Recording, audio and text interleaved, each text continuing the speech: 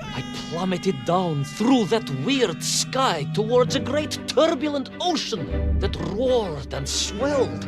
A ferocious sea that offered no hope of survival. I thought of home and wept, unaware that in an instant my fortunes would be changed by an event so bizarre I almost hesitate to tell you. And it happened like this.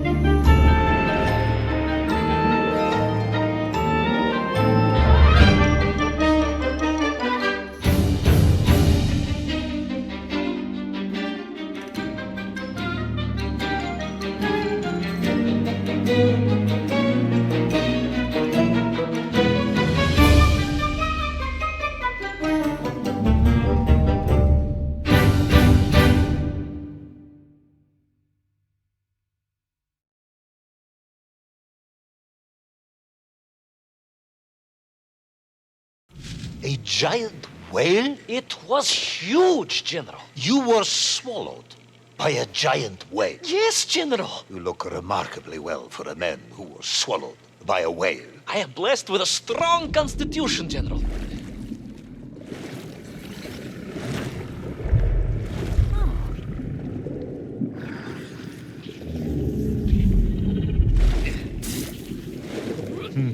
And I assume you are now going to tell me how you managed to escape from the belly of this giant whale. Naturally, General. And I must say, it really was a fascinating glimpse into the interior life of one of our world's most magnificent beasts. I consider myself a wiser man after this experience.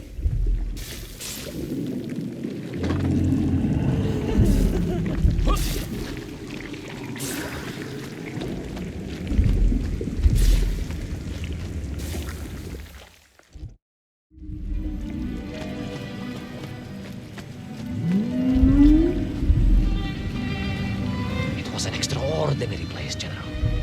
I could perhaps deliver a lecture on the subject to Moscow University's Zoological Society, if you like. I only want to help.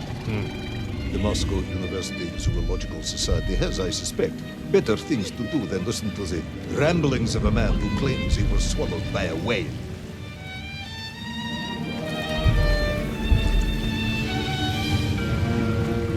It is a shame, General. People can be so closed-minded. I, on the other hand, have little choice but to hear you out. For your own sake, Ivan Ivanovich, I must urge you to be brief. Absolutely, General. I will tell you directly of my miraculous escape from the belly of the whale. You simply won't believe what happened next. That is becoming a dangerously overused phrase, comrade.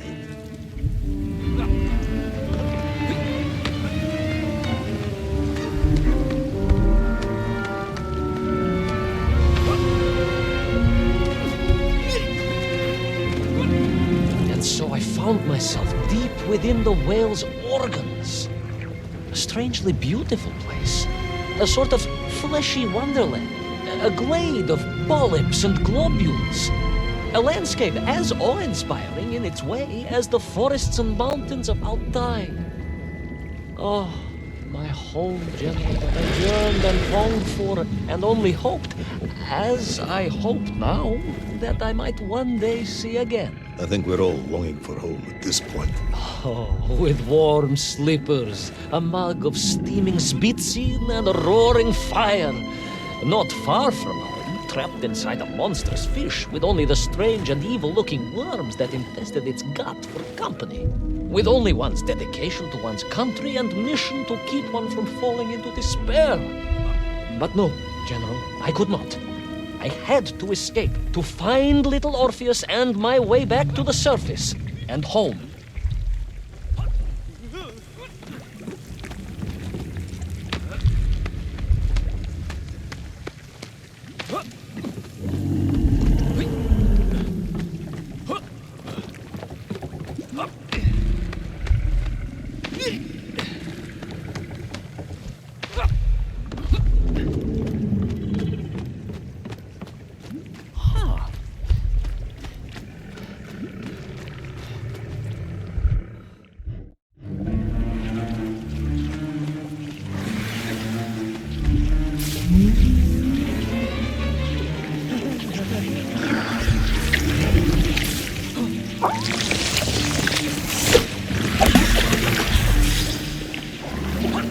Worms, you say, living inside the whale. Oh, they were horrid things, those worms, General.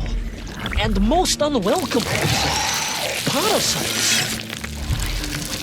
The station was more of the tremendous sizes they could grow to. At that point, my thoughts were only of escape. And I had a plan. Yes, I'm sure you did.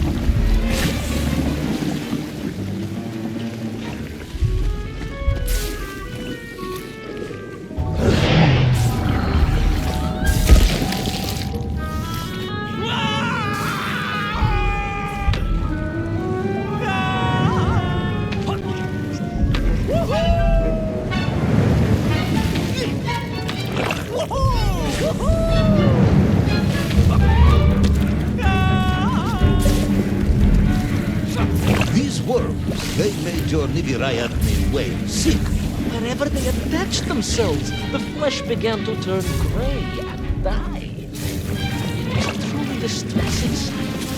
And I resolved myself to assist the whale by removing the leeches wherever I could find them during my escape.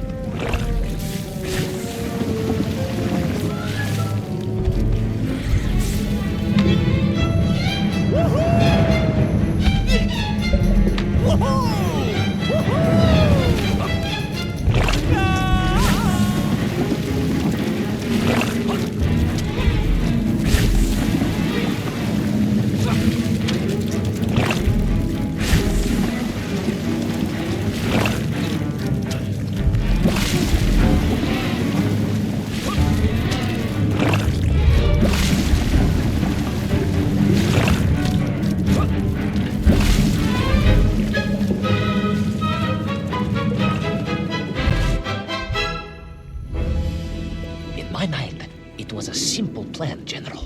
I would climb up through the whale's throat into its mouth, then wait until it opened it to feed and swim out. Ah, yes. Brilliant, Ivan Ivanovich. Only one or two minor flaws with it. For example, did it not occur to you that the whale will likely be deep underwater when it ate? Bravo, General. But I am a strong swimmer. As a child, my parents would take us to holiday near Irkutsk, where we took constitutionals in the waters of Lake Baikal.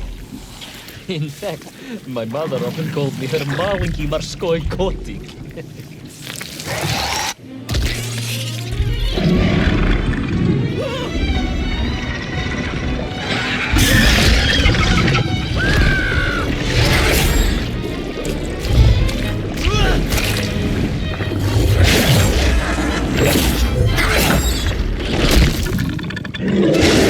A giant worm for a giant whale, huh? At the risk of repeating myself, it was huge, General. The Moscow University Zoological Society may be interested after all. Let us take a moment, Ivan Ivanovich.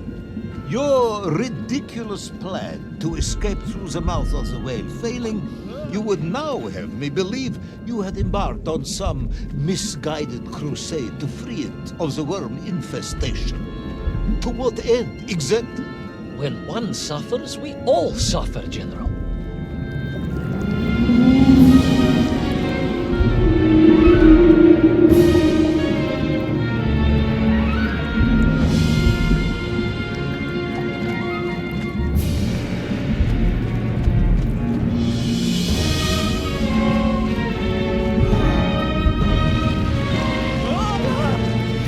Ideological commitment is admirable, comrade, but... I concluded that if I could find the root of the infestation and neutralize it, the whale could mount a spirited counterattack against the worms.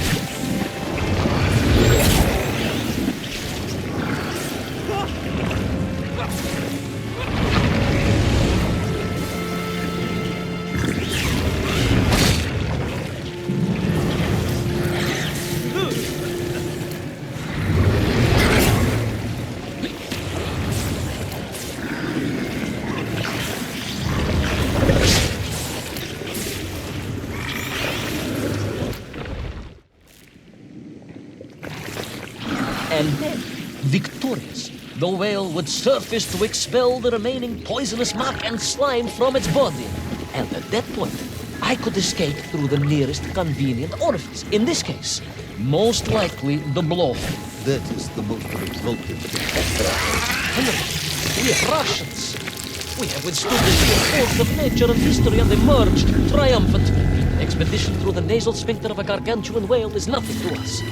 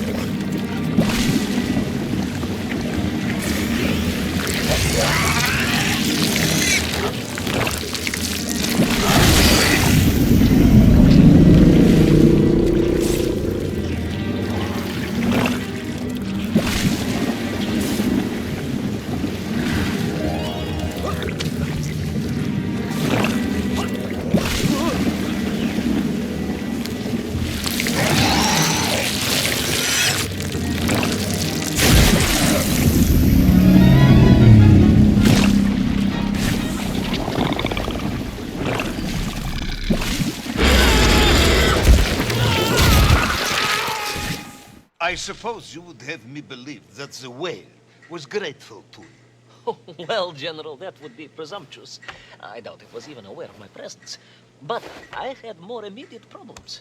For if the whale might have been relieved by my actions, the worms were enraged. Worms do... Furious. Worms Incandescent. do not feel... Violently indignant. emotions. Demented, General. Deranged. Enough!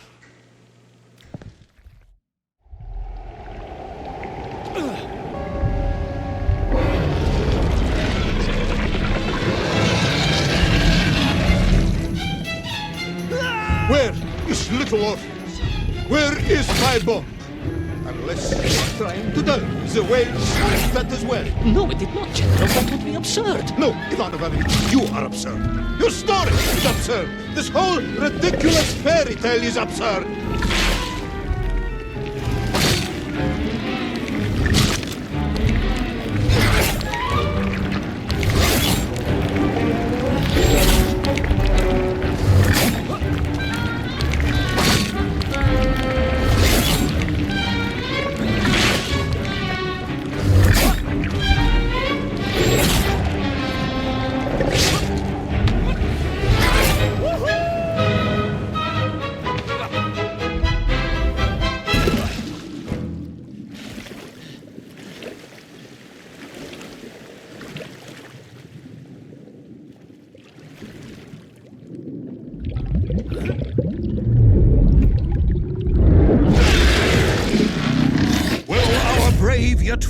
hardy hero escape the furious worm?